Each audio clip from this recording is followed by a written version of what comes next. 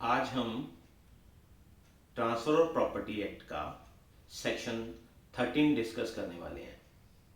Transfer of property act का section 13 ये provision करता है कि जब कोई व्यक्ति अपनी प्रॉपर्टी को किसी अनबॉर्न पर्सन के बेनिफिट के लिए ट्रांसफर करना चाहता है तो उसके लिए क्या रिक्वायरमेंट है। तो सेक्शन 13 ये बताता है कि अगर आप अपनी प्रॉपर्टी किसी अनबॉर्न पर्सन को ट्रांसफर करना चाहते हैं तो आपको उसके लिए क्या करना पड़ेगा। आपको उस प्रॉपर्टी को पहले किसी ऐसे व्यक्ति को देना पड़ेगा, लाइफ इंटरेस्ट देना पड़ेगा जो उस ट्रांसफर करने की तारीख को एग्जिस्टेंस में है।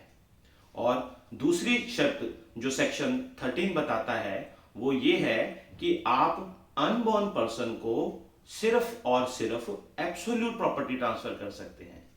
तो सेक्शन 13 ने दो कंडीशन लगाई हैं कि अगर आप किसी अनबॉर्न पर्सन को प्रॉपर्टी ट्रांसफर करना चाहते हैं तो उससे पहले आपको किसी ऐसे व्यक्ति को लाइफ इंटरेस्ट देना पड़ेगा जो ट्रांसफर की तारीख को एग्जिस्टेंस में हो।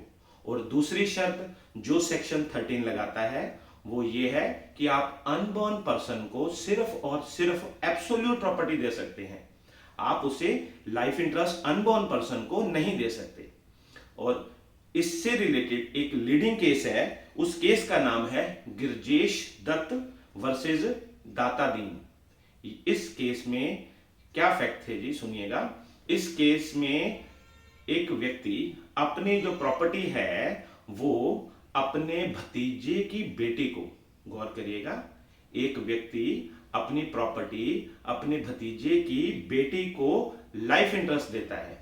वो उस तारीख को एग्जिस्टेंस में थी और उसके बाद वो कहता है कि अगर उसका बेटा हो गया तो उसको फुल एब्सोल्यूट प्रॉपर्टी देता हूं, और अगर कल को उसकी बेटी हुई तो उसको लाइफ इंटरेस्ट देता हूं, और अगर वो इशूलेस ही मर गई वो भतीजे की बेटी तो कहता है फिर ये प्रॉपर्टी सारी जो है ना भतीजे को चली जाएगी।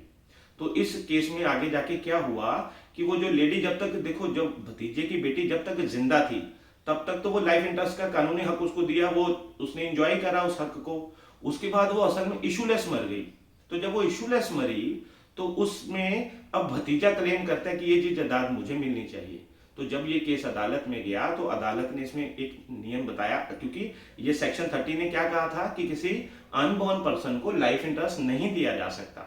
तो फिर क्योंकि उसको इसमें लाइफ इंटरेस्ट दिया गया बेटी को, क्योंकि बेटा हुआ कहा तो एब्सोल्यूट प्रॉपर्टी, बेटी हुई तो लाइफ इंटरेस्ट। तो उसके बाद जब किसी को प्रॉपर्टी देने का प्रोविजन जो इसमें किया गया तो आने वाले सेक्शंस में आप सेक्शन 16 पढ़ेंगे इसी के आगे, कि जो ये कहता है कि if prior interest fail subsequent interest fail automatically. तो इसमें पहला इंटरेस्ट फेल हो गया, उसके फेल होने की परी तो उसको मिलनी थी ना।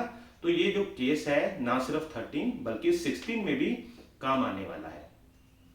तो इस तरह से सेक्शन 13 ने अनबॉर्न पर्सन को लेके प्रोविजन किया, जो बहुत सिंपल सी कंडीशन लगाई उसने कि अगर, क्योंकि इस सेक्शन 13 में खास बात क्या बताई कि जब व्यक्ति का जो ऑब्जेक्ट है वो क्या है, if person want to transfer property to for the benefit of unborn person, पहली शर्त ये है कि अनबॉर्न को फायदा देना चाहते हो, प्रॉपर्टी करना चाहते हो। 13 कहता है ओके अलाउड।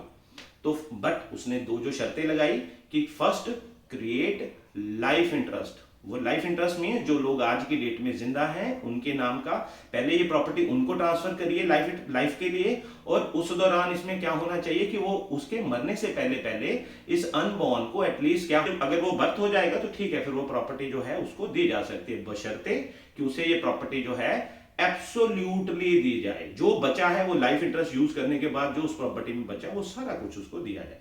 तो इस तरह से आज हमने एक छोटे से टॉपिक को देखा कि सेक्शन 13 किस तरह से प्रोविजन करता है कि किसी अनबॉर्न पर्सन को प्रॉपर्टी जो है ट्रांसफर करने की तरीका, प्रोसीजर वो बताया, इसमें बताया गया है। ठीक है जी, थैंक यू।